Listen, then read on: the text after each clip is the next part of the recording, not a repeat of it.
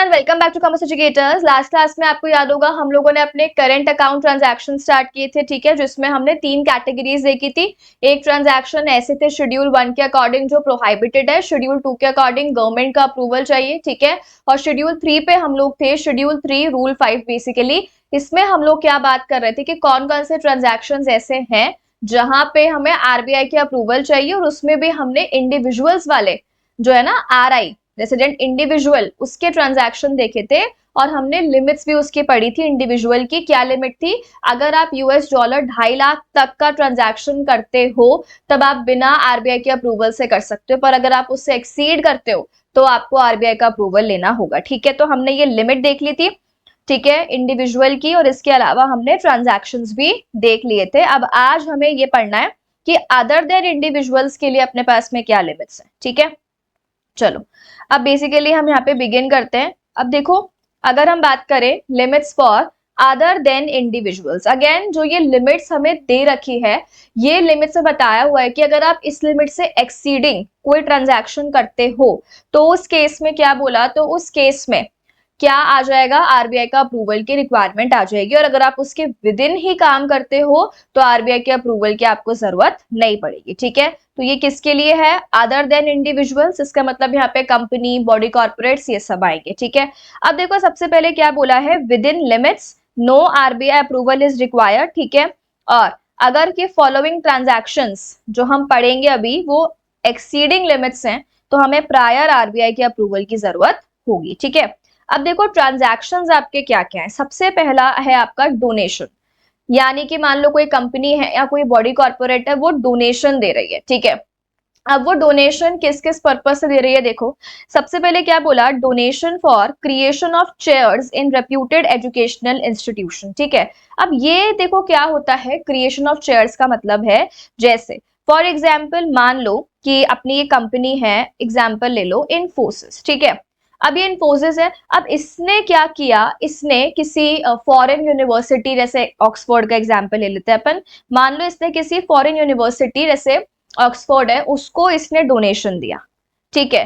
अब ये डोनेशन दिया तो ये डोनेशन देके क्या बोल रही है कि ऑक्सफोर्ड यहाँ पे अपनी यूनिवर्सिटी में क्या काम करे, वो एक चेयर क्रिएट करे। अब चेयर क्रिएट करे इसका मतलब क्या है, वो एक पोजीशन क्रिएट करे, ठीक है। एक बेसिकली जो टीचर की पोजीशन हम लोग कह सकते हैं, तो एक टीचर की पोजीशन क्रिएट करे जो कि एक पर्टिकुलर सब्जेक्ट को पढ़ाएगा, ठीक है। जैसे फॉर एग्जांपल मान लो इन्फोसिस ने बोला कि भाई कंप्यूटर साइंस के रिगार्डिंग हम लोग चाहते हैं कि बच्चों को एजुकेशन दी जाए, तो हम एक चेयर, बेसिकली हम एक पोजीशन क्रिएट कर रहे हैं, आप उस पर एक टीचर को अपॉइंट करो, ठीक है, जो कि बेसिकली पढ़ाएगा किस सब्जेक्ट से रिलेटेड, कंप्यूटर साइंस, मतलब जिस भी सब्जेक्ट से रिलेटेड हमने डोनेशन दिया है वो सब्जेक्ट को पढ़ाएगा। और वो जो टीचर है, ठीक है, जो उस सब्जेक्ट को पढ़ाने वाला है वहां पे, या उस सब्जेक्ट की रिसर्च के लिए वहां पे, उसको पैसा कैसे मिलेगा, ठीक है, वो मिलेगा जो डोनेशन किसने दिया है, इन्फोसिस ने। तो उसको हम यहाँ पे क्या बोल रहे हैं कि क्रिएशन ऑफ चेयर। तो क्रिएशन ऑफ चेयर का मतलब है एक तरीके से एक पोजीशन क्रिएट कर देना, teaching position, research position create कर देना, ठीक है, in reputed educational institute. Second simple है, contribution to funds promoted by educational institutes, again जो आपके एजुकेशन वाले इंस्टीट्यूट्स होते हैं लाइक यूनिवर्सिटीज वगैरह होते हैं, तो ये लोग क्या करते हैं, ये लोग फंड्स वगैरह क्रिएट करते हैं, है ना। तो अब उस फंड में आप कंट्रीब्यूशन दे रहे हो, कोई कंपनी कंट्रीब्यूशन दे रही है, और ऑब्वियस सी बात है कि वो जो फंड बना हुआ है वो फंड को किस में यूज लिया जाएगा, एजुकेशन पर्पसेस, रिसर्च पर्पसेस, उसके लिए यूज लिया जाएगा, वो कोई इन्वेस्टमेंट फंड नहीं है। क्योंकि देखो हम यहाँ पे डोनेशन दे रहे हैं, इसका मतलब क्या है, हम यहाँ पे जो डोनेशन दे रहे हैं तो हम क्या प्रॉफिट कमाने के लिए डोनेशन दे रहे हैं, तो क्या आप किसी इन्वेस्टमेंट फंड में पैसा डोनेट कर दोगे क्या, ये कोई सेंस थोड़ी हुआ। इन्वेस्टमेंट फंड में पैसा लगाने का मतलब जैसे अपने म्यूचुअल फंड्स होते हैं, एआईएफ होते हैं, इसमें हम पैसा लगा रहे हैं तो उसका मतलब क्या होता है, हमें प्रॉफिट कमाना है, ठीक है। बट यहाँ पे हमारा मोटिव प्रॉफिट कमाने का नहीं है, यहाँ पे हम डोनेशन देना चाहते हैं ताकि वो एजुकेशन वगैरह के लिए काम आ सके।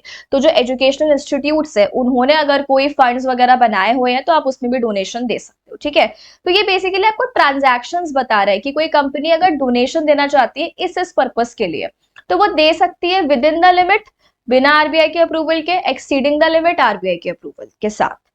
तीसरा क्या बोला, contribution to a technical institution और body in the field of activity of donor company, मतलब जो कंपनी डोनेशन दे रही है, ठीक है, जो कंपनी डोनेशन दे रही है, अब वो कंपनी जिसको डोनेशन दे रही है वो कौन है, कोई इंस्टीट्यूशन है या बॉडी है, और वो टेक्निकल इंस्टीट्यूशन है, मतलब जैसे मान लो जैसे अपनी इन्फोसिस थी, अब इन्फोसिस अगर यहाँ पर क्या काम कर रही है, वो किसी दूसरे इंस्टीट्यूट को डोनेशन दे रही है यहाँ पे, तो उसका मेन मोटिव क्या है, उस इंस्टीट्यूट को डोनेशन देने का, ताकि वो इंस्टीट्यूट टेक्नोलॉजी, रिसर्च, इनोवेशन, ये सारी चीजों के ऊपर काम कर सके, ठीक है। तो क्या बोला, टू अ टेक्निकल इंस्टीट्यूशन और body in the field of activity, और वो जो टेक्निकल इंस्टीट्यूशन है जो रिसर्च वगैरह का काम देखेंगे, है ना, बेसिकली उस एरिया में और ज्यादा रिसर्च होगी और ज्यादा टेक्नोलॉजी वगैरह जो है वो फाइंड आउट की जाएगी, तो उसके लिए अगर हमने डोनेशन दिया है तो वो भी चलेगा, है ना। तो अल्टीमेटली यहाँ पे आपने इन तीनों में से किसी भी काम के लिए अगर डोनेशन दिया,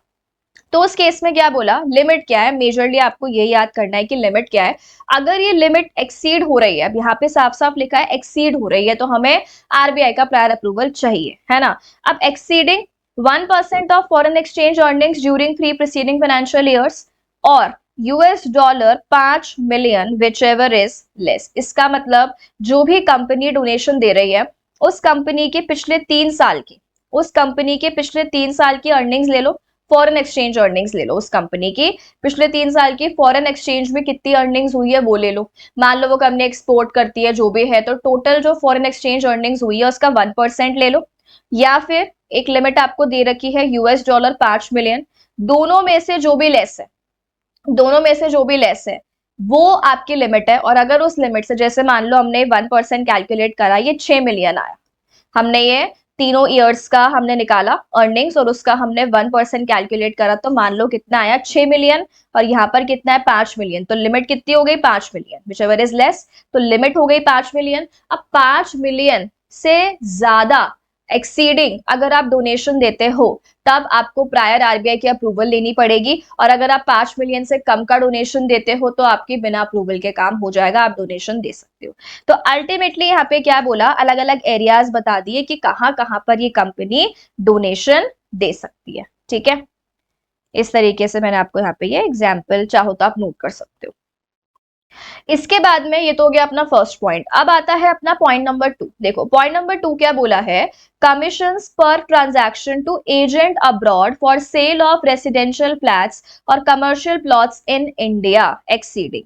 अब देखो बेसिकली ये आपको यहाँ पे क्या बोलना चाह रहा है, एक सेकेंड यहाँ पे आपको एग्जाम्पल बताती हूँ। जैसे देखो क्या बोलना चाह रहा है, ये कमीशन दिया हमने पर ट्रांजैक्शन टू एजेंट अब्रॉड। मान लो इंडिया में कोई रियल एस्टेट सेक्टर में कंपनी है, ठीक है, कोई बिल्डर वगैरह कुछ है। अब इसने क्या करा, इसने एक अब्रॉड मतलब किसी फॉरेन कंट्री में कोई फॉरेन एजेंट को हायर करा, फॉरेन एजेंट को हायर करा मान लो यूएस में, ठीक है। अब ये जो कंपनी चाहती है, ये कंपनी क्या चाहती है कि भाई इंडिया में अच्छे खासे फ्लैट्स जो है वो सेल आउट हों, तो इस कंपनी ने उस फॉरेन एजेंट को कमीशन दिया, ठीक है, कि भाई आप हमारे पास फॉरेन क्लाइंट्स लेकर आओ, और वो फॉरेन क्लाइंट्स लेकर आओ जो इंडिया में हमारे फ्लैट्स वगैरह जो भी है रेसिडेंशियल है वो परचेज करेंगे, या कमर्शियल प्लॉट्स परचेज करेंगे जो भी है। तो अब ये फॉरेन एजेंट क्या करेगा, ये फॉरेन एजेंट इनके लिए फॉरेन क्लाइंट्स को लेके आएगा, ठीक है, ये फॉरेन एजेंट फॉरेन क्लाइंट्स को लेकर आएगा। तो ऑब्वियस सी बात है, हम यहाँ पे क्या कह सकते हैं कि ये जो कंपनी है, ये कंपनी इनको कमीशन, तो बेसिकली जो ये रियल एस्टेट कंपनी है, अगर ये इन फॉरेन एजेंट को कमीशन दे रही है ताकि फॉरेन एजेंट क्लाइंट लेकर आए, तो ये कमीशन के हमें क्या गिवन है, ये कमीशन के हमें लिमिट्स गिवन है, ठीक है। अब देखो यहाँ पे क्या बोला, कमीशन पर transaction to agent abroad for sale of residential flats या कमर्शियल प्लॉट्स इन इंडिया। तो अब ये फॉरेन क्लाइंट लेकर आएगा। अब मान लो किसी फॉरेन क्लाइंट ने इंडिया में क्या परचेज करा, कोई रेसिडेंशियल प्लॉट परचेज करा, कमर्शियल प्लॉट परचेज करा, कैसे भी करके। तो अब ये जो कंपनी है, ये कंपनी कमीशन पे करेगी किसको, फॉरेन एजेंट को। तो यहाँ पे बोला है कि ये कमीशन पर ट्रांजैक्शन, इसकी क्या लिमिट दे रखी है, देखो क्या बोला, $25,000 या फिर 5% of inward remittance which ever is more, $25,000 या फिर 5% ऑफ इनवर्ड रेमिटेंस। अब देखो ये तो फिक्स लिमिट है 25 वाली। अब ये इनवर्ड रेमिटेंस का 5% है, तो इसमें ये क्या बोलना चाह रहा है, इसमें बोलना चाह रहा है कि भाई जो भी क्लाइंट है, जो भी पर ट्रांजैक्शन जो पैसा हमें उस क्लाइंट से मिलेगा, जैसे मान लो एक क्लाइंट है मिस्टर एक्स नाम का, ठीक है। अब इस एक्स नाम के क्लाइंट ने इंडिया में, एक्स नाम के क्लाइंट ने इंडिया में कोई प्लॉट परचेज किया है, तो अब उसके लिए ये जो पेमेंट करेगा, तो वो इनवर्ड रेमिटेंस है ना, यानी वो पैसा आउटसाइड इंडिया से कहां पर आ रहा है, इंडिया में। तो ऑब्वियस सी बात है ये क्लाइंट के थ्रू क्या आएगा, इनवर्ड रेमिटेंस। इस क्लाइंट के थ्रू क्या आएगा, इनवर्ड रेमिटेंस। तो अभी इस केस में क्या बोला कि जितना भी इनवर्ड रेमिटेंस आया है उसका 5%, जितना भी इनवर्ड रेमिटेंस आया है उसका कितना निकालना है आपको, 5% निकालना है, ठीक है। जैसे मान लो 50,000 या 5 लाख यूएस डॉलर्स आया है, लेट्स से कितना आया, 5 लाख यूएस डॉलर्स आया है, तो आपको इसका कितना परसेंटेज निकाल लेना है, 5%, ठीक है। तो जितना भी इनवर्ड रेमिटेंस आया है उसका 5%, या फिर यूएस डॉलर्स 25,000, इन दोनों लिमिट्स में से जो भी ज्यादा लिमिट है, जो भी लिमिट ज्यादा लिमिट है वो आपकी क्या मान ली जाएगी, यहाँ पे वो आपकी मान ली जाएगी आपकी लिमिट, ठीक है। और अगर आप उससे एक्सीड करते हो तो उस केस में क्या बोला, अगर आप उससे एक्सीड करोगे तो फिर उस केस में आपको आरबीआई का अप्रूवल चाहिए होगा, ठीक है। ओके, तो इस तरीके से आपको यहाँ पे लिमिट कैलकुलेट कर लेनी है। चलो अब इसके बाद में आते हैं अब लोग पॉइंट नंबर 3 पे। अब देखो पॉइंट नंबर 3 अपना क्या है, कंसल्टेंसी सर्विसेज फ्रॉम अब्रॉड, यानी अगर किसी इंडिया की कंपनी ने या इंडिया की बॉडी कॉर्पोरेट है उसने किसी बाहर वाली जो है कंपनी या फर्म या पीआरओ है जो भी है उससे क्या ली, कंसल्टेंसी सर्विसेज ली। अब अगर हमने किसी से कंसल्टेंसी सर्विसेज ली है तो बाय डिफॉल्ट सी बात है कि हमको उनको पेमेंट भी करना होगा उस सर्विस के लिए, ठीक है। तो क्या बोला, देखो अगर हमने कंसल्टेंसी सर्विसेज ली है फ्रॉम अब्रॉड, देन रेमिटेंसेस पर project for any consultancy services with regard to infrastructure project, यानी अगर हमने इंफ्रा प्रोजेक्ट के लिए, जैसे मान लो रोड्स हो गए, रेलवेज वगैरह हो गया, टेलीकॉम हो गया, ठीक है, ब्रिजेस वगैरह, ये सब किस में आते हैं, इंफ्रा में। तो इसका कोई प्रोजेक्ट चल रहा है और इसके चलते हमने बाहर से किसी से क्या ली है, कंसल्टेंसी सर्विसेज ली है, तो उसको जो हम पैसा देंगे, कमीशन देंगे, या बेसिकली कमीशन नहीं आएगा, यहाँ पे जो भी हमने सर्विसेज लिया उसका हम उसको पेमेंट करेंगे। वो पेमेंट अगर किससे एक्सीड हो रहा है, यूएस डॉलर्स 10 मिलियन, तो आपको आरबीआई की अप्रूवल लेनी है। और इंफ्रा के अलावा और भी तो प्रोजेक्ट्स हो सकते हैं ना नॉर्मली, ठीक है, जिस प्रोजेक्ट के लिए हमने क्या ली है, कंसल्टेंसी सर्विसेज ली है। तो अगर अदर कंसल्टेंसी सर्विसेज है मतलब इंफ्रा के अलावा, ठीक है, पर प्रोजेक्ट, तो क्या बोला, उसके लिए लिमिट आपकी कम है, उसके लिए आपकी लिमिट कितनी है, यूएस डॉलर्स 1 मिलियन। अब देखो बेसिकली अगर हम एग्जाम्पल लें तो ये हमें क्या बताना चाह रहा है, जैसे लेट्स से अपने पास में कंपनी है, मान लो एबीसी इंफ्रा, ठीक है, ये इंडिया की कंपनी है। अब ये इंडिया की कंपनी है, ये इन्वॉल्व है इंफ्रा में। अब अगर ये पर्सन रेसिडेंट आउटसाइड इंडिया से कोई क्या लेती है, इंफ्रास्ट्रक्चर प्रोजेक्ट से रिलेटेड क्या लेती है, ये कोई कंसल्टेंसी सर्विसेज लेती है, तो ये उसको पेमेंट भी करेगी, ये उसको पेमेंट भी करेगी। अब पेमेंट को हम यहाँ पे रेमिटेंस बोलेंगे ना, क्योंकि वो पैसा बाहर जा रहा है। तो क्या बोला कि पर प्रोजेक्ट जो वो रेमिटेंस, जैसे मान लो मेट्रो के लिए कंपनी ने क्या करा, मेट्रो वगैरह बन रही है ना, उसके लिए इंफ्रा में आएगा, वो उसके लिए सर्विस ले ली हमने, ठीक है। तो अब इस केस में जो हम उसको बाहर वाले पीआरओआई को जो हम पेमेंट करेंगे, जो रेमिटेंस जाएगा उससे हमने जो सर्विसेज ली है उसका, अगर वो रेमिटेंस, वो पैसा कितने से एक्सीड कर रहा है, यूएस डॉलर्स 10 मिलियन, तो इस केस में आपको क्या करना होगा, अप्रूवल ऑफ आरबीआई। और मान लो कि नॉर्मल कंपनी है, ठीक है, जैसे लेट्स से अपनी कंपनी है पिंकू आईटी, ठीक है, मतलब ये आईटी की कंपनी है। अब आईटी के रिगार्डिंग अगर इसने कोई सर्विसेज ली है तो आईटी इंफ्रा में नहीं आता, अदर देन इंफ्रा है, तो इस केस में आपकी जो लिमिट हो जाएगी वो लिमिट कौन सी हो जाएगी, सेकेंड वाली, that is US dollars 1 million. कुछ नहीं करना है यहाँ पे, बस आपको ये लिमिट्स याद करनी पड़ेगी कि भाई पर प्रोजेक्ट आपकी कितनी रेमिटेंस जा रही है, कितनी लिमिट तक आरबीआई के अप्रूवल के बिना हो सकती है, और अगर ये लिमिट से एक्सीड हुआ तो आरबीआई की अप्रूवल हमें चाहिए, ठीक है। चलो सो अगर ये यहाँ पे हम इससे कंसल्टेंसी सर्विसेज ले रहे हैं तो उसके लिए अपनी लिमिट कौन सी आ जाएगी, 1 बिलियन वाली। ओके, लास्ट पॉइंट देखो क्या है लिमिट का, remittances by an entity in India by way of reimbursement of pre incorporation expenses exceeding, यानी इंडिया में कोई एंटिटी है और वो बाहर वाली कंपनी जो है या बाहर कोई पीआरओ है उसको रेमिटेंस कर रही है bye way of reimbursement of pre incorporation expenses exceeding. अब इसका क्या मतलब है, सुनो ध्यान से।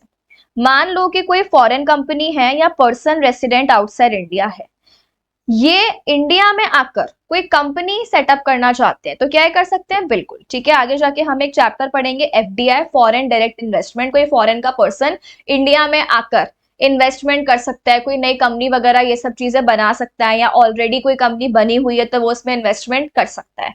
ठीक है, तो मान लो ये इक्विटी शेयर होल्डर बन रहा है इंडिया में किसी कंपनी का। मान लो इंडिया में जो कंपनी अपनी बन रही है वो बन रही है रामू लिमिटेड। ठीक है, तो क्या बोला कि ये जो बाहर की कंपनी है या बाहर का पीआरओ है जो भी है वो इन्वेस्ट कर रहा है, वो इन्वेस्ट कर रहा है इंडिया में कौन सी कंपनी में, रामू लिमिटेड में। कौन सी कंपनी में, रामू। और मान लो ये न्यू कंपनी है, ये न्यू कंपनी है, ठीक है, नई कंपनी बना रहे हैं। अब इस तरीके से ये बाहर का पर्सन इंडिया में एक नई कंपनी बना रहा है। Okay done. नाउ आपको पता है कि जब भी कोई नई कंपनी बनती है तो बहुत सारे प्री इनकॉर्पोरेशन एक्सपेंसेस भी होते हैं, बहुत सारे प्री इनकॉर्पोरेशन एक्सपेंसेस भी होते हैं क्या, बिल्कुल। जैसे फॉर एग्जांपल इसने भी कंपनी बनाने से पहले, ठीक है, कंसल्टेंसी वगैरह सर्विसेज ली होगी कि भाई क्या करना चाहिए, कैसे करना चाहिए, क्या एक्ट्स एप्लीकेबल होंगी, रजिस्ट्रेशन वगैरह, ये सब चार्जेस वगैरह भी आए होंगे, फीस वगैरह भी आई होगी। तो ऐसे करके बहुत सारी हम कह सकते हैं प्री इनकॉर्पोरेशन एक्सपेंसेस आते हैं। अब ऑब्वियस सी बात है कि जब कंपनी बनेगी तब जाके वो आर्टिफिशियल पर्सन बनेगी, पर उससे पहले तो जो कंपनी के प्रमोटर्स वगैरह होते हैं, जो बेसिकली कंपनी के शेयर होल्डर्स होते हैं, सब्सक्राइबर्स, वो सब ये सब खर्चा करते हैं ना। तो अब मान लो ये फॉरेन वाले पर्सन ने ये सब खर्चा किया होगा, कहां पर किया होगा, आउटसाइड इंडिया। लेट्स से उसने सब खर्चा कहां पर किया, आउटसाइड इंडिया। अब जब ये कंपनी बन गई, तो अब कंपनी बन गई है तो आप याद करो अपना कंपनीज एक्ट, हमने पढ़ा है कि अभी कंपनी उनको प्री इनकॉर्पोरेशन एक्सपेंसेस वगैरह जो है वो रियम्बर्स करके दे देगी प्रमोटर्स वगैरह को। ठीक है, पढ़ते हैं हम लोग। तो अब यहाँ पे भी ये सेम चीज क्या बोली कि अब ये रामू लिमिटेड जो ये अपना फॉरेन वाला था कंपनी या जो भी पर्सन था इंडिया के बाहर वाला जिसने भी प्री इनकॉर्पोरेशन के एक्सपेंसेस किए हैं, अब ये जो अपनी इंडियन कंपनी है ये इसको रियम्बर्स कर देगी ना, ये रियम्बर्स कर देगी। भाई तुम्हारा जो भी खर्चा आया है अब तो वो कंपनी के नाम पे आना चाहिए, कंपनी का एक्सपेंस है वो एक्चुअली। तो पहले उन्होंने कर दिया बिकॉज तब तक कंपनी नहीं बनी थी, अब वो कंपनी उनको रियम्बर्स कर देगी। और ये रियम्बर्स करेगी तो क्योंकि इंडिया के बाहर जा रहा है तो वो रेमिट करेगी पैसे को। तो अब ये बोला जा रहा है कि ये जो हम अमाउंट रियम्बर्स कर रहे हैं ना उसकी लिमिट दे रखी है आपको। तो क्या बोला, remittances bye way of reimbursement of pre incorporation expenses. देखो एक्सीडिंग कितना आ रहा है, 5% of foreign investment brought in India और $1 लाख। 1 लाख की तो लिमिट फिक्स है, देखो सब किसी में ना एक लिमिट तो फिक्स कर ही रखी है। दूसरी लिमिट क्या बोली है, जितना भी फॉरेन इन्वेस्टमेंट आप इंडिया में लेकर आए, मतलब ये जो पर्सन है या ये फॉरेन कंपनी है जो भी है, ये जितना भी इन्वेस्टमेंट इंडिया में लेकर आए हैं, जैसे लेट्स से ये लोग जो इन्वेस्टमेंट लेकर आए हैं, कितना इन्वेस्टमेंट लेकर आए हैं, $50 लाख। कितना इन्वेस्टमेंट लेकर आए ये, $50 लाख। तो इसका हमें कितना निकाल लेना है, 5%। इसका 5% या फिर एक हमें लिमिट गिवन है $1 लाख, दोनों में से विच एवर इज हायर। ये आपको याद रखना है, कहां पर हायर है कहां पर लेस है। यहां पर हायर है, ठीक है। इसके बाद यहाँ पर तो फिक्स लिमिट है ना, थर्ड वाले में। इसके बाद यहाँ पर भी मोर है सेकेंड वाले में और फर्स्ट वाले में लेस था। ठीक है, तो ये बेसिकली थोड़ा सा याद करने का कंसेप्ट हो गया, ये आपको थोड़ा सा याद करना ही पड़ेगा। तो ये अपनी लिमिट्स हो गई, किसकी लिमिट्स हो गई, ये अपनी लिमिट्स हो गई अदर देन RI, मतलब कंपनीज, बॉडी कॉर्पोरेट्स, इन सब की लिमिट है ये अदर देन रेसिडेंट इंडिविजुअल, है ना। तो अगर ये लिमिट आपकी एक्सीड होती है तो इस केस में आपको क्या करना होगा, प्रायर RBI अप्रूवल लेना होगा। डन है, चलो। अब इसके बाद में हम लोग आते हैं अपने नेक्स्ट टॉपिक पे। अब देखो ये तो जो है वो पूरा अपना क्या कंप्लीट हो गया, ये अपना पूरा कंप्लीट हो गया सेक्शन 5। सेक्शन 5 मतलब अपना करंट अकाउंट ट्रांजैक्शन पूरा हो गया। अब हम चलते हैं अपने नेक्स्ट सेक्शन पे। अब जो अपना नेक्स्ट सेक्शन रहेगा वो अपना क्या रहेगा, सेक्शन 6। सेक्शन 6 किसका है, सेक्शन 6 है अपना कैपिटल अकाउंट ट्रांजैक्शंस, कैट, है ना। अब आपको याद होगा मीनिंग तो हमने ऑलरेडी कल की क्लास में कर लिया था, तो मीनिंग में तो आप लिख सकते हो रेफर PDF, ठीक है। एग्जाम्पल्स भी हमने वहीं पर ही कर लिए थे, ठीक है। चलो, इसके बाद में आप नेक्स्ट जो है यहाँ पे वो लिखना स्टार्ट करो, कैपिटल अकाउंट ट्रांजैक्शन में RBI in consultation with CG, RBI in consultation with CG specify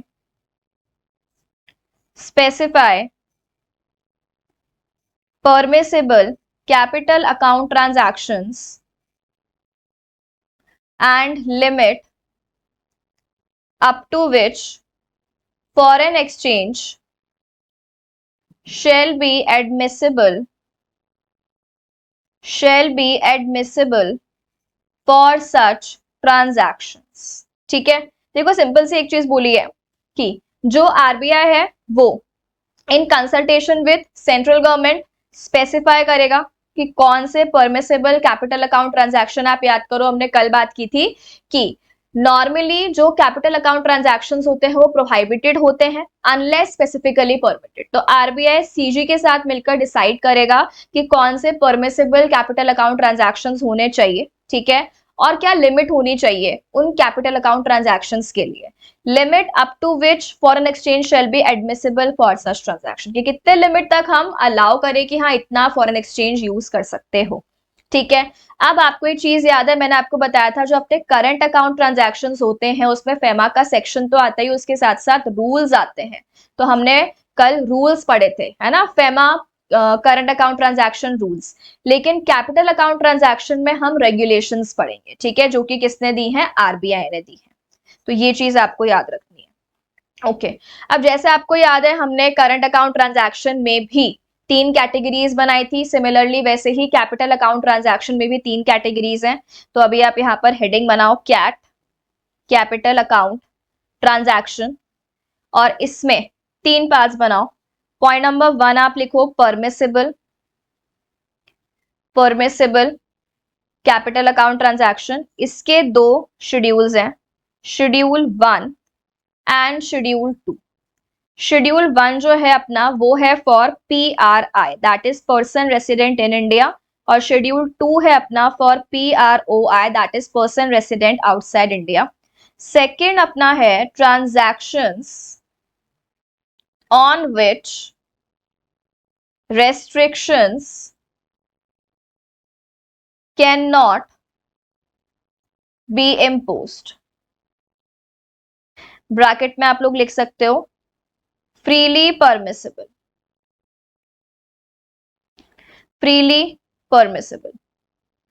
ठीक है, transactions on which restrictions can not be imposed. और थर्ड है अपना प्रोहाइबिटेड ट्रांजैक्शंस। थर्ड अपने पास कौन से हैं, प्रोहाइबिटेड ट्रांजैक्शंस, ठीक है। तो बेसिकली क्या बोला अपने पास में, 3 टाइप के क्या है, capital account transaction permissible, second है ट्रांजैक्शंस जिसके ऊपर हम लोग रेस्ट्रिक्शंस नहीं लगा सकते, मतलब आरबीआई वगैरह इसके ऊपर कोई रेस्ट्रिक्शन नहीं लगा सकता, मतलब ये ऐसे ट्रांजैक्शंस हैं जो कि फ्रीली परमिसिबल है। और थर्ड क्या बोला है, ऐसे ट्रांजैक्शंस जो कि क्या है, जो कि प्रोहाइबिटेड है, दैट मींस वो ट्रांजैक्शन नहीं कर सकते, ठीक है। तो ये 3 कैटेगरीज हैं किसमें, कैपिटल अकाउंट ट्रांजैक्शन में। ओके, अब देखो अगेन जो आपका स्टडी मैट है वहां पर जो ये सेकंड वाली कैटेगरी है वो तो आपको बता रखी है, थर्ड वाली कैटेगरी हमें सिलेबस में नहीं दे रखी। फर्स्ट वाली कैटेगरी में भी कंटेंट आप ये मानो कि कंप्लीट दे नहीं रखा है, मतलब कुछ कुछ 2-3 पॉइंट्स आपको बस दे दिए, ठीक है, बाकी पता नहीं क्या ही कर रखा है आपके स्टडी मैट में। बट मैं आपको ये वाला शेड्यूल 1 जो है ये पूरा ही एक बार बता दूंगी कैसे है, ठीक है, कि पर्सन रेसिडेंट इन इंडिया के क्या क्या जो है ट्रांजैक्शंस हैं जो कि परमिसिबल है, और उसका हम जस्ट एकदम ऑपोजिट कर देंगे तो वो किसका आ जाएगा, PROI का। तो हमें बस एक ही पढ़ना है PRI, PROI तो ऑटोमेटिकली हम कर सकते हैं, वैसे ये अपने सिलेबस में है ही नहीं, ठीक है। चलो, तो जो सेकंड वाला पॉइंट है ना, ट्रांजैक्शन जिसके ऊपर रेस्ट्रिक्शंस हम लोग नहीं लगा सकते हैं, उसको आप एक काम करो यहीं पे ही लिख लो, कैसे, कौन से ट्रांजैक्शंस हैं जिसके ऊपर रेस्ट्रिक्शंस नहीं लगाए जा सकते हैं जो कि फ्रीली परमिसिबल है, ठीक है। इसमें लिखो point number 1, drawal of foreign exchange on account of amortization of loan। On account of amortization of loan. Next लिखो पॉइंट नंबर 2, दो ही हैं। Point number 2, for depreciation of direct investment in OCOB, that is ordinary course of business, ordinary course of business। ठीक है, अब basically अगर हम लोग बात करें किसके बारे में कि ऐसे ट्रांजैक्शन जिनके ऊपर आरबीआई कोई भी रेस्ट्रिक्शंस वगैरह नहीं लगा सकती है, मतलब ये हम कह सकते हैं फ्रीली परमिसेबल है। ऐसे ट्रांजैक्शंस हैं जो कि बिना किसी रेस्ट्रिक्शन के होंगे, आपके पास राइट ही नहीं रेस्ट्रिक्शन लगाने का। तो सबसे पहला क्या बोला, drawal of foreign exchange on account of amortization of loan.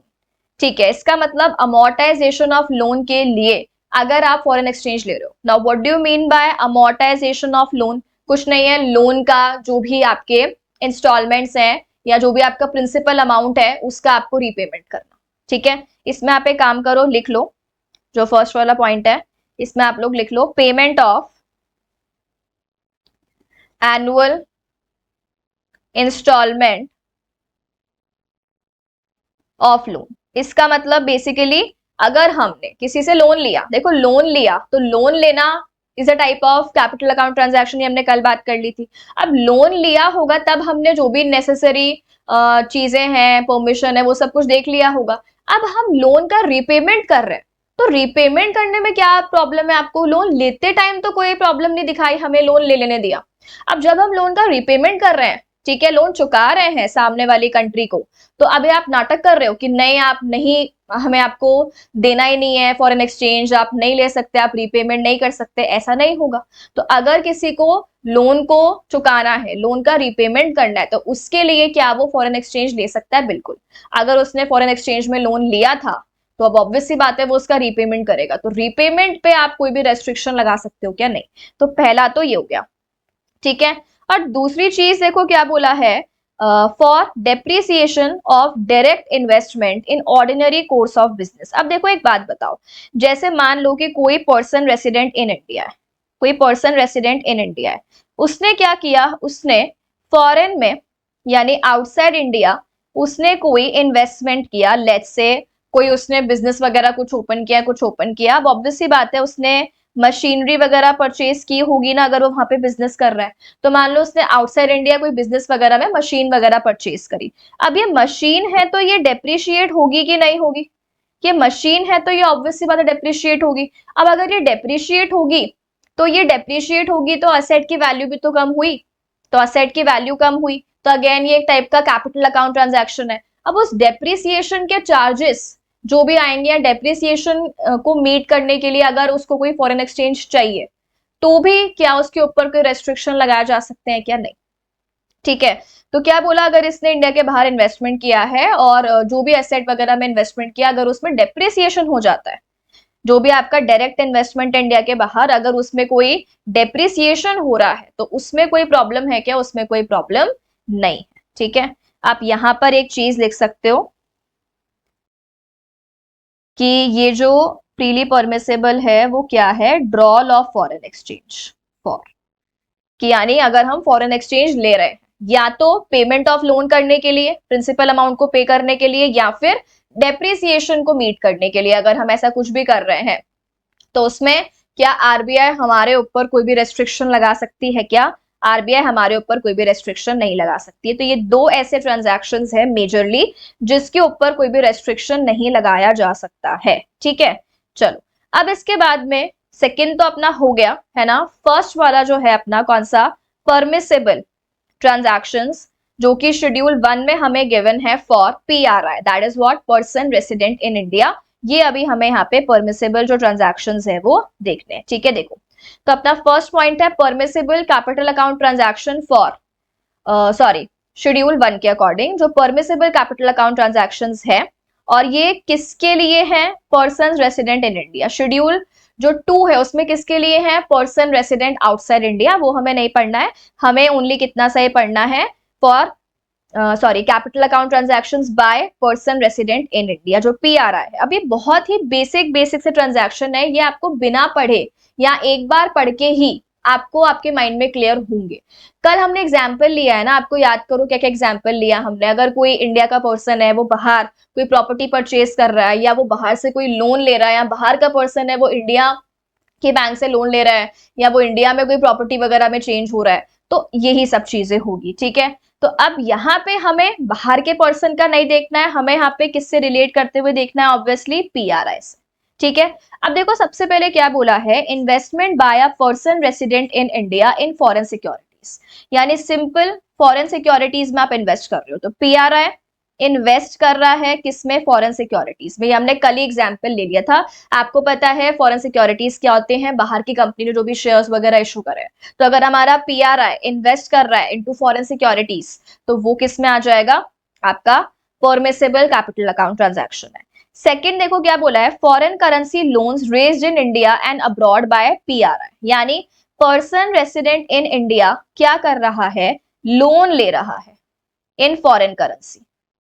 Person resident in India क्या कर रहा है, लोन ले रहा है इन फॉरेन करेंसी, चाहे वो लोन उसने इंडिया में लिया, ठीक है, या चाहे वो लोन उसने इंडिया के बाहर जाके लिया, चाहे वो इंडिया में रहते रहते, मतलब वो बेसिकली लोन बाहर से ले रहा है। लोन कहां से ले रहा है, वो किसी फॉरेन बैंक से या पर्सन रेसिडेंट आउटसाइड इंडिया से।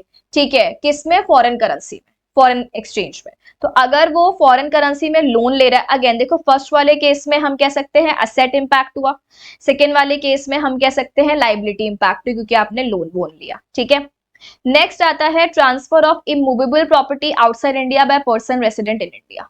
Again person resident in India क्या कर रहा है, इमूवेबल प्रॉपर्टी, वैसे मान लो इसने क्या किया, लेट्स से यूएस में इसने कोई लैंड वगैरह परचेज किया, तो इसने यूएस में इमूवेबल प्रॉपर्टी परचेज की, ठीक है, या सेल करी, जो भी है इसके पास पहले से थी उसको सेल करा। तो ये सब ट्रांजैक्शंस, ट्रांसफर, सेल वगैरह ऑफ इमूवेबल प्रॉपर्टी, और वो प्रॉपर्टी कहां पर है, इंडिया के बाहर, है ना, और कौन कर रहा है उसको transfer, PRI.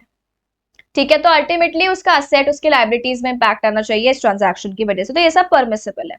Guarantees issued bye person resident in India in favour of a person resident outside India. अब पीआरआई ने गारंटी दी है, अब सुनना ध्यान से एग्जांपल, जैसे लेट्स से मान लो एक इंडियन कंपनी है, अब ये इंडियन कंपनी है तो ये कौन हो गई, पीआरआई।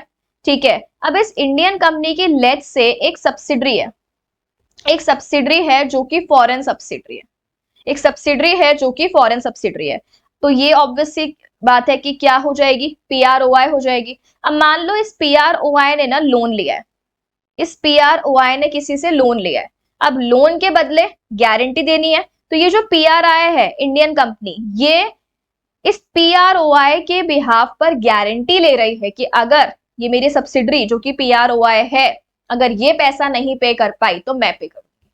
यानी एक person resident in India guarantee ले रहा है किसके बिहाफ पे, पर्सन रेसिडेंट आउटसाइड इंडिया के बिहाफ पे। ठीक है, तो ये आपको यहाँ पे ध्यान रखना है। तो guarantees issued by PRI in favour of PROI. ठीक है, नेक्स्ट तो सिंपल है, export, import and holding of currency या करेंसी नोट्स। करेंसी या करेंसी नोट्स आपके पास में है, आप उनका एक्सपोर्ट इंपोर्ट कर रहे हो या आपके पास रखे हुए हैं, तो करेंसी नोट्स होल्ड करना या उनका एक्सपोर्ट इंपोर्ट करना, आप ट्रैवल वगैरह कर रहे हो तो उसके टाइम पे लेके जाना, उसको लेके आना, वो सारी चीजें भी इसमें आएगी। ठीक है, नेक्स्ट आता है अपना loans and overdraft, that is borrowings bye person resident in India from a person resident outside India. अब वही चीज है कि कोई पर्सन रेसिडेंट इन इंडिया है, वो क्या कर रहा है, लोन ले रहा है, या बेसिकली बोरोइंग्स, ओवरड्राफ्ट वगैरह ले रहा है, किससे, पर्सन रेसिडेंट आउटसाइड इंडिया। मान लो कोई बैंक है ना, तो loans and overdraft, borrowings by PRI from PROI. Next क्या आता है, maintenance of foreign currency accounts in India and outside India by person resident in India. यानी एक पर्सन रेसिडेंट इन इंडिया क्या मेंटेन कर रहा है, फॉरेन करेंसी में अकाउंट्स, मतलब उसके अकाउंट्स में क्या पड़ी हुई है, उसके अकाउंट में फॉरेन करेंसी पड़ी हुई है। अब चाहे वो अकाउंट उसका इंडिया में है, ठीक है, वहां पे उसने फॉरेन करेंसी रख रखी है बैंक में, या उसका वो अकाउंट किसी मान लो फॉरेन बैंक में है और वहां पे उस पर्सन की फॉरेन करेंसी है, तो अल्टीमेटली उसके पास फॉरेन करेंसी है तो वो उसका असेट है कि नहीं है, क्योंकि वो फॉरेन करेंसी को अपने अकाउंट पे रखता है तो वो उसका असेट है। तो अगर वो मेंटेन कर रहा है फॉरेन करेंसी, चाहे वो अकाउंट इंडिया में मेंटेन कर रहा है चाहे वो अकाउंट इंडिया के बाहर मेंटेन कर रहा है तो पीआरआई का ही ना। तो उस केस में हम क्या बोलेंगे यहाँ पे कि ये जो है अपना अगेन कैपिटल अकाउंट ट्रांजैक्शन हो जाएगा। नेक्स्ट है taking out of insurance policy bye PRI from insurance company outside India. यानी इंश्योरेंस कंपनी कहाँ की है, इंडिया के बाहर की, ठीक है। और पर्सन रेसिडेंट इन इंडिया वो किससे इंश्योरेंस पॉलिसी ले रहा है, पीआरओआई से। अल्टीमेटली यहां पर उसने इंश्योरेंस पॉलिसी किससे ली है, इंडिया के बाहर वाले से, इंडिया के बाहर वाली इंश्योरेंस कंपनी से। तो इस केस में भी हम यहाँ पे क्या कह सकते हैं कि ये परमिसिबल कैपिटल अकाउंट ट्रांजैक्शन है। नेक्स्ट आता है loans and overdraft by person resident in India to person resident outside India. उल्टा कर लो आप, ऊपर हमने याद है आपको लोन लिया था, अब यहाँ पे हम लोन दे रहे हैं, यानी एक पीआरआई लोन या ओवरड्राफ्ट फैसिलिटी प्रोवाइड कर रहा है। किसको प्रोवाइड कर रहा है, पर्सन रेसिडेंट आउटसाइड इंडिया को, ठीक है। मान लो ये बैंक है, इंडिया की बैंक है, तो वो पीआरआई हो गई, वो लोन दे रही है, ठीक है। किसको दे रही है, या ओवरड्राफ्ट फैसिलिटी दे रही है, किसको दे रही है, पीआरओआई को, ठीक है। तो loans and overdraft by a person resident in India to person resident outside India, हमने सामने वाले को लोन दिया। चलो देखो नेक्स्ट पॉइंट क्या है, remittance outside India of capital assets of a person resident in India. मान लो कोई पीआरआई है, जैसे लेट्स से कोई पर्सन है, मान लो अंजलि, ठीक है। अभी अंजलि है, इसके पास में मान लो किसी फॉरेन कंपनी के क्या है, इसके पास किसी फॉरेन कंपनी के शेयर्स हैं, ठीक। तो ये इसके लिए क्या हो जाएंगे, कैपिटल असेट। अब मान लो ये इसने सेल कर दिए, ये शेयर्स इसने सेल कर दिए, और जो भी पैसा आया वो उस पैसे को रेमिट करना चाहती है इंडिया के बाहर। जो भी वो शेयर सेल करके पैसा आया, अभी वो उस पैसे को रेमिट करना चाहती है इंडिया के बाहर। अभी वो इंडिया में, अब वो इस पैसे को रेमिट करना चाहती है इंडिया के बाहर, तो वो भी परमिसिबल कैपिटल अकाउंट ट्रांजैक्शन में आ जाएगा। और फाइनली डेरिवेटिव तो हम लोग जानते हैं, मान लो फॉरेन एक्सचेंज वगैरह में अगर हमने कोई डेरिवेटिव कॉन्ट्रैक्ट एंटर किया है, ठीक है, फॉरेन सिक्योरिटी फॉरेन एक्सचेंज है, तो वो ऑटोमेटिकली यहाँ पे आ जाएगा, ठीक है। चलो तो ये सारे अपने क्या हो जाते हैं, classes of capital account transactions bye person resident in India, ठीक है। ये अगर आप अपना स्टडी मैट देखोगे तो इस तरीके से प्रॉपरली प्रोवाइडेड नहीं है, कुछ 2-4 पॉइंट्स हैं बीच बीच में से बस वो डाल रखे हैं, ठीक है। बट ये पूरा आपको पता होना चाहिए। पीआरओआई तो बिल्कुल भी है नहीं अपने सिलेबस में, बट अगर हम नॉर्मली डिस्कस करें तो पीआरओआई का उल्टा कर देना। जैसे अगर यहाँ पे क्या बोला, पीआरआई ने मान लो फॉरेन सिक्योरिटीज में इन्वेस्टमेंट किया, तो उल्टा कैसे हो जाएगा, पर्सन रेसिडेंट आउटसाइड इंडिया है तो वो इंडिया के सिक्योरिटीज परचेज कर रहा है, या पर्सन रेसिडेंट आउटसाइड इंडिया है तो वो इंडिया से लोन ले रहा है, ठीक है। उल्टा जस्ट ऑपोजिट, ठीक है। बट ठीक है, हमें अपने सिलेबस के लिए इतना सफिशिएंट है, इतना ही पढ़ना है। अब इसके बाद में आपको याद होगा अपने पास 3 थे, परमिसिबल था, ठीक है। सेकेंड वाला था जिसके ऊपर रेस्ट्रिक्शन नहीं लगाया जा सकते, वो भी हमने पढ़ लिया। थर्ड क्या था अपने पास में, थर्ड अपने पास में थे प्रोहाइबिटेड, है ना। थर्ड अपने पास में क्या थे, prohibited investments by person resident outside India. Again इसको भी बस आपको हल्का सा पता होना चाहिए, आपको बस इसको रीड करना है कि जो पर्सन रेसिडेंट आउटसाइड इंडिया है, जो बाहर का पर्सन है, वो इंडिया में अगर इन्वेस्टमेंट करना चाहता है, अगर वो इंडिया में मान लो इन्वेस्टमेंट करना चाहता है, किसमें, इन इंडियन कंपनी और इंडियन पार्टनरशिप या किसी में भी, किसी भी बिजनेस ऑर्गेनाइजेशन में वो इंडिया में आके इन्वेस्ट करना चाहता है, तो कुछ ऐसे सेक्टर्स हैं जो कि प्रोहाइबिटेड है। इसका मतलब अगर वो इंडिया में आके इन्वेस्टमेंट करना भी चाहता है तो वो इन सारे सेक्टर्स में इन्वेस्टमेंट नहीं कर सकता है, इन सारे सेक्टर्स में इन्वेस्टमेंट करना उसके लिए अलाउड नहीं है, ठीक है, बिल्कुल भी अलाउड नहीं है। और ये आगे जाके जब हम एफडीआई वाला चैप्टर पढ़ेंगे ना, तो वहां पर आप पढ़ लोगे ये चीज। वैसे भी तो यहाँ पे इस चैप्टर के लिए हमें ये डिटेल में नहीं दे रखा है, बट फिर भी एक बार क्योंकि अपना एक टॉपिक आया है तो यू शुड नो। तो देखो कौन कौन सी एक्टिविटीज मना कर दी हैं, तो अगेन आपको याद रखना है, एक तो ऐसी एक्टिविटीज जो स्पेक्युलेटिव एक्टिविटीज होती हैं या स्पेशल इंपॉर्टेंस वाली एक्टिविटीज है फॉर इंडिया, ठीक है, वो सारी चीजें। देखो जैसे सबसे पहले यहाँ पे मना किया है चिट फंड्स और निधि कंपनी। अब चिट फंड्स और निधि कंपनी बेसिकली आप इसका कंसेप्ट जानते होंगे, और निधि तो हमने पढ़ा भी है कंपनीज एक्ट में। तो इनका कंसेप्ट क्या होता है कि भाई जो छोटे छोटे लोग होते हैं, मतलब जिनके पास में लिमिटेड पैसा होता है, तो उन लोगों को हम बोलते हैं निधि कंपनी में कि आप आओ निधि कंपनी बनाओ, अपनी सेविंग्स वगैरह को वहां पे लेके आओ, और फिर वो अपने मेंबर्स को ही लोन देती है। तो वो बेसिकली हमने छोटे जो सेवर्स होते हैं उनके लिए वो कंपनी बनाई है। तो वहां पर हम किसी पर्सन रेसिडेंट आउटसाइड इंडिया को अलाउ नहीं करेंगे कि वो आके निधि कंपनी का मेंबर बन जाए, या वहां पर वो अपना वो भी सेविंग करने लग जाए। ये हमने अपने जो इंडिया के लोग हैं उनके लिए बनाया, ताकि वो उनका वेलफेयर, उनका बेनिफिट हो सके, उनकी सेविंग्स वगैरह कलेक्ट हो सके, उनको बेनिफिट मिल सके। हम यहाँ पे किसी बाहर वाले को क्यों बेनिफिट दें ये सारी चीजों का। चिट फंड में भी यही होता है, बेसिकली सब लोग आके अपने मिलके कलेक्टिव सेविंग्स करते हैं, बोरोइंग्स वगैरह करते हैं। तो ये भी स्मॉल सेवर्स को प्रोटेक्ट करने के लिए। तो हम किसी बाहर वाले को अलाउ नहीं कर सकते हो कि भाई आओ और उसमें पैसा आप लगाओ, ठीक है। एग्रीकल्चर, प्लांटेशन एक्टिविटीज, ये सब भी।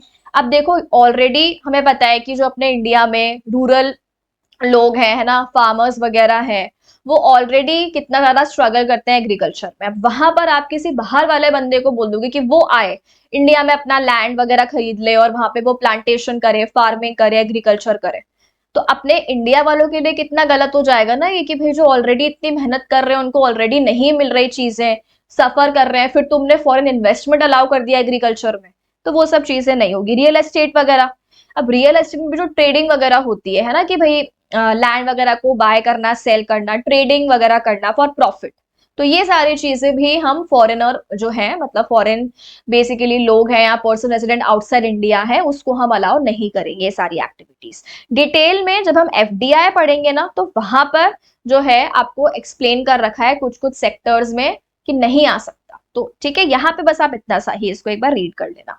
चलो अब हम चलते हैं आगे। अब इस चैप्टर का जो अपना यूनिट 1 चल रहा है उसका बस ये ऑलमोस्ट लास्ट टॉपिक अपना बचा हुआ है। देखो क्या बोला है यहाँ पे, possession and retention of foreign currency और फॉरेन कॉइन्स।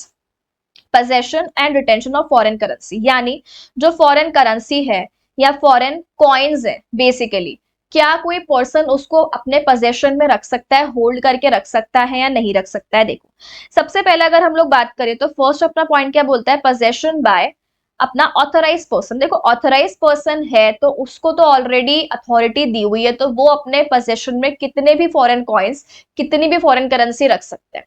बट ऑब्वियस सी बात है अपनी अथॉरिटी में ही एक्ट करना है, यानी ऐसा नहीं है कि वो अपनी पावर का मिसयूज कर रहा है कि एक्स्ट्रा रख दिया और उसको मतलब मान लो ब्लैक में निकाल रहे हैं या कुछ इलीगल एक्टिविटीज कर रहे हैं, मनी लॉन्ड्रिंग में इन्वॉल्व हो रहे हैं, ऐसा सब कुछ नहीं होना चाहिए। तो जो अपने एपी हैं मतलब ऑथराइज पर्सन, वो कॉइन्स और करेंसी को होल्ड कर सकते हैं विदाउट एनी लिमिट, लेकिन ऑब्वियसली बात है अपनी अथॉरिटी के विद इन ही काम करना है। जो उनके पास पावर है कि ऐसे ऐसे काम करो, ऐसे ऐसे करेंसी दो, ऐसे ऐसे मत दो, ठीक है, जितना उनको बोला गया है अपने पावर के विद इन ही काम करना है। नेक्स्ट बोला है कि अगर फॉरेन कॉइन्स कोई भी पर्सन कितने भी रख सकता है, ठीक है। तो अगर किसी के पास फॉरेन कॉइन्स है तो कितनी भी लिमिट के बिना, मतलब कोई लिमिट ही नहीं है बेसिकली, फॉरेन कॉइन्स आप किसी भी कंट्री के रखते हो तो कितने भी रख लो, कोई प्रॉब्लम नहीं है, हमें कॉइन से कोई प्रॉब्लम नहीं है ना, बाय एनी पर्सन। ये इंपॉर्टेंट है point number 3, retention bye person resident in India. अब अगर पर्सन रेसिडेंट इन इंडिया है, वो रिटेन करना चाहता है, अपने पास रखना चाहता है क्या क्या चीज है, फॉरेन करेंसी नोट्स, ठीक है, बैंक नोट्स, फॉरेन करेंसी या ट्रैवलर्स चेक, ये सारी चीजें हमने डेफिनेशन में पढ़ी थी, है ना। तो फॉरेन करेंसी के नोट है, बैंक नोट्स वगैरह, फॉरेन करेंसी अल्टीमेटली जो फॉरेन एक्सचेंज है, अगर वो अपने पास में रखना चाहता है तो वो रख तो सकता है, बट नॉट एक्सीडिंग $2000 और its equivalent in aggregate total. वो टोटल अपने पास में कितना रख सकता है, ये लिमिट आप याद कर लो, एमसीक्यू के लिए इंपॉर्टेंट है। तो ये वो कितना रख सकता है, वो रख सकता है अपने पास में टोटल $2000 और इट्स इक्विवेलेंट। जैसे मान लो कोई पीआर आए, अब वो ट्रैवल के लिए बाहर गया, अब ट्रैवल के लिए बाहर गया तो उसने कुछ करेंसी ली बैंक से, अब मान लो कुछ करेंसी उसकी बच गई तो वो वापस ले आया इंडिया में, ठीक है। मान लो मेडिकल ट्रीटमेंट के लिए गया, कुछ करेंसी उसकी बच गई, वहां से भी वो वापस ले आया। स्टडीज के लिए गया, कुछ करेंसी बच गई, वापस ले आया। तब वापस ले आया तब अपने पास कितनी रख सकते हो, $2000, 2000, बाकी आप वापस कर दो। तो अपने पास आप कितनी रख सकते हो, $2000, 2000, उसके अलावा आप नहीं रख सकते। और ऑब्वियसली बात है करेंसी उसके पास में आई होगी अगर, तो वो लीगल सोर्सेज से ही आई होनी चाहिए, ऐसे नहीं इलीगल एक्टिविटी करके आप एक्सचेंज लेकर आ गए, है ना। तो ये आपको इतनी लिमिट तक ही आप रख सकते हो। इसके बाद आपको एक नोट बताया है इसने, देखो क्या बोला है, अगर कोई पर्सन रेसिडेंट इन इंडिया है, ठीक है, लेकिन वो परमानेंटली रेसिडेंट नहीं है, पर्सन रेसिडेंट इन इंडिया तो है बट परमानेंटली रेसिडेंट नहीं है, मतलब मान लो कि वो इंडिया से बाहर जाता रहता है एम्प्लॉयमेंट पर्पस के लिए या किसी भी रीजन के लिए, ठीक है, तो वो परमानेंटली इंडिया में नहीं रहता, कभी है कभी नहीं है ऐसा। तो इस परमिटेड विदाउट लिमिट, यानी वो अपने पास में ये फॉरेन करेंसी नोट्स वगैरह ये सब रख सकता है बिना किसी लिमिट के। आप विदाउट, जैसे अभी हमने यहाँ पे 2000 यूएसडी की लिमिट लगाई थी, पर इसके लिए बोला है कि अगर आप पीआरआई हो और आप पर परमानेंटली नहीं हो, क्योंकि आप बाहर जाते रहते हो मान लो जॉब के लिए किसी भी रीजन की वजह से, तो आप रख सकते हो foreign currency notes, bank notes, travellers cheque, वही सारी चीजें। कब रख सकते हो? अगर सच फॉरेन करेंसी acquired, held या owned by him when he was resident outside India and brought into India as per law, यानी उसने वो फॉरेन करेंसी बाहर, जैसे अभी हमने बोला ना कि वो क्या है, नॉट परमानेंटली रेसिडेंट, यानी वो परमानेंटली इंडिया से बाहर का, सॉरी परमानेंटली इंडिया का रेसिडेंट नहीं है, वो इंडिया के बाहर भी जाता रहता है, मान लो वो उसकी जॉब है बाहर, ठीक है। तो अब क्या बोला कि अगर उसने वो जॉब करके जो इंडिया के बाहर वो है, उस टाइम पे अगर उसने लीगली कोई फॉरेन एक्सचेंज कमाया है, लीगली कमाया है, और वो अपना जो पैसा है फॉरेन एक्सचेंज जो उसके पास में था, उसके पास में उसने कमाया है सही तरीके से, अगर वो उसको इंडिया में लेकर आता है लॉ के अकॉर्डिंग, तब वो कितना भी रख सकता है, ठीक है। अब जैसे मान लो वो बाहर जॉब करता है, तब वो जॉब करता है तो उसके पास में आते हैं मान लो 5000 यूएस डॉलर उसके पास में है, ठीक है, वो जाता आता रहता है, तो इस केस में क्या वो बार बार जाके डिपॉजिट थोड़ी करता रहेगा, उसने कमाया वो पैसा तो वो अपने पास में रख सकता है, कोई प्रॉब्लम यहाँ पे नहीं है, ठीक है। चलो, तो विद दिस अपना ये वाला जो टॉपिक है, ये वाला टॉपिक भी अपना होता है complete. Okay, and with this हम कह सकते हैं कि जो अपनी पूरी यूनिट नंबर 1 है, ठीक है, जो हमने पढ़ी, क्या कह सकते हैं हम, फेमा का इंट्रोडक्शन या मीनिंग, ये सारी चीजें, तो अपनी यूनिट नंबर 1 जो है फेमा की, वो अपनी होती है यहाँ पे कंप्लीट, ठीक है। चलो, आज के लिए हम लोग इतना ही रखते हैं, इसके बाद जो अपनी यूनिट 2 हम लोग स्टार्ट करेंगे, एलआरएस, वो छोटी सी ही यूनिट है, वो अपनी हो जाएगी जल्दी से, एक क्लास में कंप्लीट हो जाएगा वो, तो उसको हम स्टार्ट करते हैं अपने नेक्स्ट लेक्चर में, ठीक है। Thank you everyone, have a nice day.